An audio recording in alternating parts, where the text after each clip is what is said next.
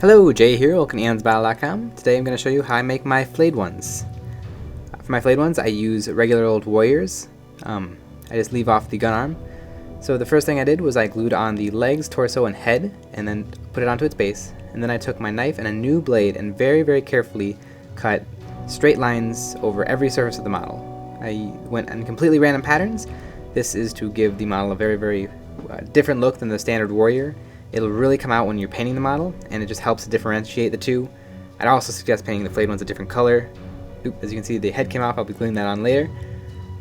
Be very, very careful while you're doing this because it's very easy for the blades to miss. I definitely suggest using a very sharp blade, as the dull ones you'll end up applying too much pressure to. So the next thing I did was I began gluing in the arms to the model. Now, if you're a Necron player, you probably have plenty of these arms lying around. I would suggest go looking for your old Immortal sprues or your Praetorian group sprues, because those have a lot of different options when it comes to the poses of the arms.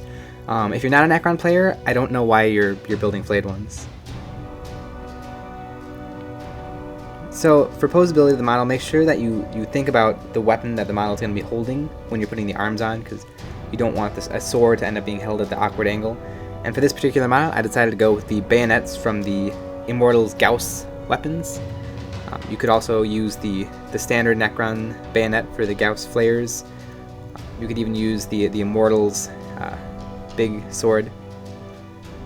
Then when all of the scraping was done and the weapons were in place, I then took some Games Workshop technical paints. You could also mix sand with regular acrylic paints, or Vallejo also makes some texture paint. And I applied it to specific areas of the model. You don't want to go crazy, you don't want to put it all over the model, just pick small spots here and there. It'll just help add a little bit more interest, and when you go to painting, it'll really, really show.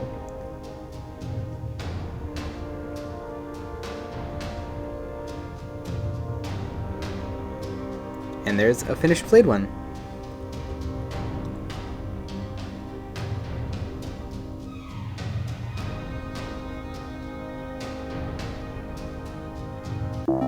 If you have any other techniques or ideas you'd like to see us do, please leave in the comments below. If you'd like to see more of our content, you can visit us at our website at EonsOfBattle.com. I hope you found this video helpful. Thanks for watching.